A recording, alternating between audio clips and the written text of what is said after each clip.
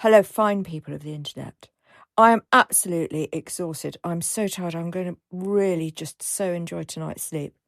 I will tell you why.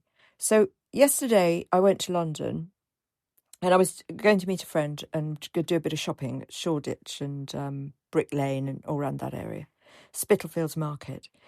And the train to London is really, it just seems so slow. Anyway, I got to the ticket office and I left at 8:30, right? 8:30, because I've got to go park my bike, get a ferry. And I parked my bike just at the ferry with this soft, long lock. And that becomes relevant in a bit. I'll explain why. So it's this really long lock with a combination. And I always use it. It's really convenient, really, really convenient, because it means I don't have to have a key. So it doesn't matter if I don't have a key to lose or leave somewhere. Do you see what I mean? So anyway, I had put some photos on Facebook of my bike because I love my bike. I'm really proud of it. And saying, I'm going off to London. So that's all over the internet, all over Facebook. I've got, people follow me in Gosport where I live. So it's all over. I just showed it. Everybody could see. I was by the Gosport ferry. Everybody knew what I was doing that day, where my bike was with this really crappy lock, right? God, I'm so stupid. I can't believe how sometimes I can really astound myself with my own stupidity. Anyway, got over the other side of the water, went to the ticket office and said, train to London. And she said, Waterloo or Victoria? And I said, I said, what's the difference? Because I'm going to change anyway. I'm going to change, and I'm, it doesn't matter where I go in London. I'm going to do lots of changing because I'm going to go places. So she said, well, they're different prices. One's £37 something, and one's 67, I think it was. One's 36 and one's 67. So something like that. And I said, oh gosh, that's a massive difference. That's crazy. So the one to Waterloo was a direct route and it was nearly double, right? The one to Victoria was half the price, but you had to go via 3 bridges. And I'm just like, I'll do the cheap version because I'm trying to save money. And I thought, I don't mind, leisurely sort of pace. Anyway, I got on the train and there was going to be one big change at Clapham Junction, where I'd get the overground, the sort of overground underground thing, the bit of both, which goes into Shoreditch, right? So I thought, no, it's going to be fine. I'll just take it easy. So I got on the train. And then suddenly, at the next stop, even at my stop, Portsmouth Harbour, there were lots of people in red shirts. And I thought, there must be something on. And then by the time we got to Portsmouth and Southsea, the influx of red-shirted men was astounding, absolutely astounding. By the time we got to Fratton, there were so many people on the train that people were standing and, literally squashing each other. I had my seat, so thankfully. So I'm just sort of sitting there thinking, well, this was a good, thank goodness I got on at the beginning. There was a lot of swearing. I heard a lot of chat about footballers and who did what. And I tried not to absorb it because one doesn't want to absorb knowledge that's going to be completely useless. So I tried to shut off to it. But there was a lot of swearing. There were lots of cans being, the ring pulls being pulled. People starting to drink already. And I wasn't feeling particularly uneasy. I won't say I felt that it was enjoyable, but I wasn't that uneasy because it was very early in the morning and I thought, that the trouble, if there's going to be any trouble, it'll be later on in the day. Anyway, there were Arsenal supporters. Why are there so many Arsenal supporters in Portsmouth? I thought it was really weird. I don't understand that. Arsenal is a place, isn't it? It's not just a sex position. Arsenal. I know, boom, boom. It is actually a place that exists in London, isn't it? I'm pretty sure. I mean, football teams are based on areas, aren't they? Area codes and stuff like that. They don't just make up a name like you do for your kids. So anyway, suddenly we get to somewhere. I can't even remember where it was now.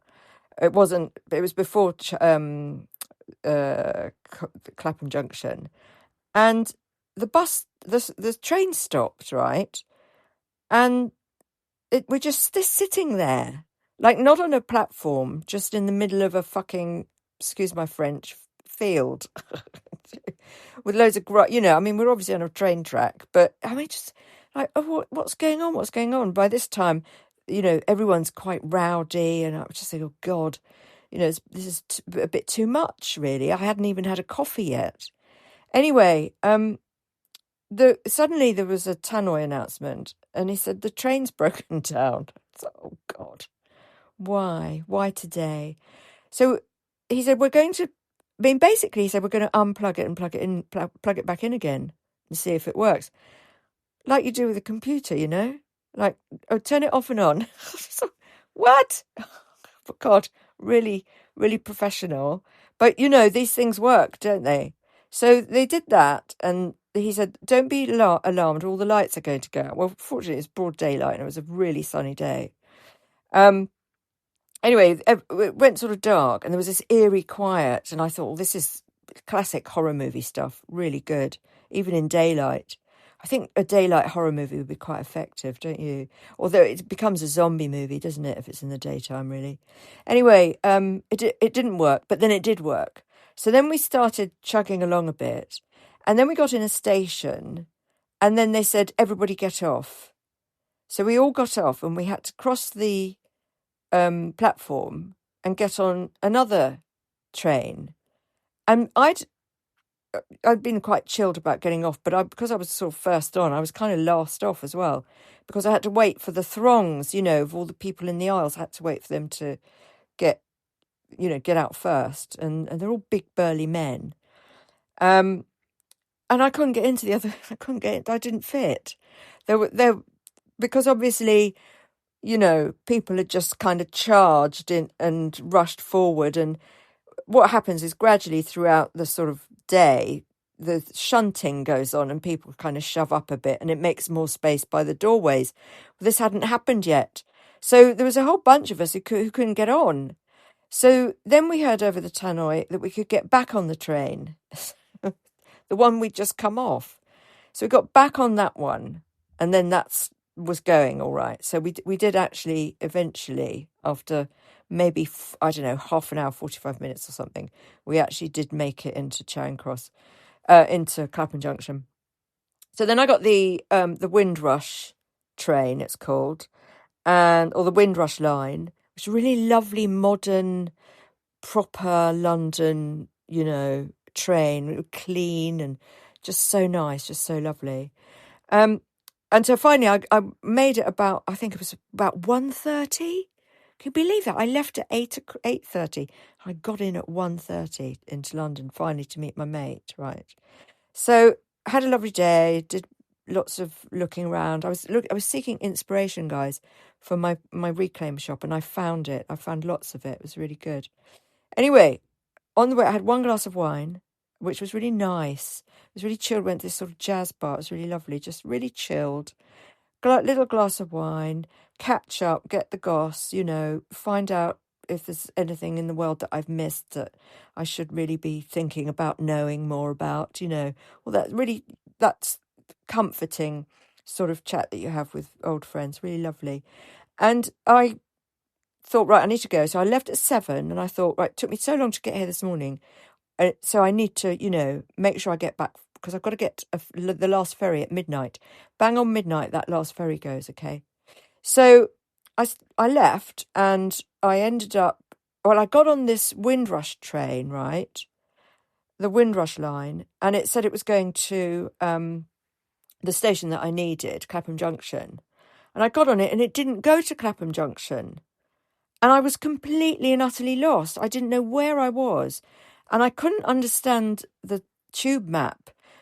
I still don't know what I was doing wrong. It was just, I don't know, it was all going a bit crazy. Anyway, it turned out that this Windrush had been changed around and was going different places because of the Arsenal supporters. So I thought, oh, well, maybe they've all got a bit rowdy now because it was 7:00. So anyway, I thought, right, I'll go to Clapham Junction. So I got off the Windrush and I got another one that said, Gatwick. I'm in Gatwick. So I thought I'll go to Gatwick because that's near Three Bridges. So I went to Gatwick and then I got off and then I was sort of standing there and thinking, oh God, I don't know what to do. I can't see Three Bridges anywhere. Remembering my ticket has to go to Three Bridges. So then I looked up at the thing and I saw Bridges, right? And I thought I saw Three Bridges, right? I swear I only had one glass of wine, right? So I thought, well, that's the train I've just come in. And I thought to myself, oh, they must be doing a different route now. So I got on that train and I ended up at London Bridge, not Three Bridges. And I was sitting there and I was thinking, this is really weird. This looks like I'm going back into London. So by now I'm back in London, right? Back in central London, pretty much.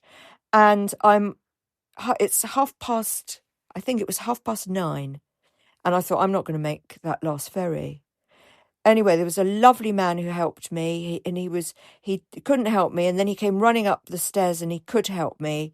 And I thought, right, because I just need to get to Clapham Junction. I thought, if I get to Clapham Junction, maybe I can get a train that will at least get me back to Portsmouth. And if I've got to stay up all night with coffee, that's what I'll have to do. I didn't really know what to do. I thought I could just have to bite the bullet and get a taxi round, right? So it was quite nerve-wracking being on your own. There's these straddling Arsenal supporters wandering around in these red T-shirts. They were like insects. And it just felt a bit unsafe. I'm a mature, well, let's face it, I'm quite elderly. I'm practically pension age. So, you start to worry about, what if something happens that I can't, I'm not strong physically anymore, or, you don't know, do you? And it really started to unnerve me. Anyway, at Clapham Junction, there was a train within the 10 minutes, what was it, like 10:10, I think it was. And it was going to get into Portsmouth. It was the fast train, and it was going to get into Portsmouth at 12:04, which was 4 minutes after the ferry would have left. And this wasn't going via Three Bridges, so my ticket wasn't valid. So I had all that stress. I was really hyper vigilant, like hyper vigilant about my safety. Will I get a fine? They kept doing that fine thing on the tannoy. If you do not have the correct ticket, you will be fined £100. And it's like, oh my God, this is, I've had this hell of a day with this bloody railway thing, and now they can charge me because I'm an old lady and I've got to get home safely. It's like, oh my God. And anyway, I just got on that train and I was talking to a lovely lady, actually. There were 3 events on yesterday in London, right? There was the celebration for the Arsenal team coming back home. There was a female football match. I think it was the FA Cup, maybe? Some big match for the women's football. Sorry, I don't know. I should try harder. And there was also something called Soccer Aid, which is where they get various people like Ollie Mers and Rooney was playing in the football team, and all the money goes to charity. And Robbie Williams was singing in the interview. I found all that out from this lady I was sitting next to. She was really nice. We had a bit of a chat. Anyway, I got home at it was actually late, so about 10 past. And I thought, what am I going to do? So I downloaded the Uber app. And within 5 minutes, my Uber driver arrived. I can't tell you how fantastic Uber is. This lovely little man, Mohammed, who picked me up, and the Uber app tells you what the car is. So I knew it was a Toyota. I knew the number plate. I felt really safe. My journey's marked on a map. So, nothing's going to go wrong. It's not some weird taxi driver. It's all really, really safe. And he was absolutely wonderful. And by 12:30, I was home. But I am absolutely exhausted today, and I haven't really done any work. to speak of. I mean, I had to do deliveries today, and I haven't even told you about my bike. I'm going to tell you about my bike in the morning because I've run out of time.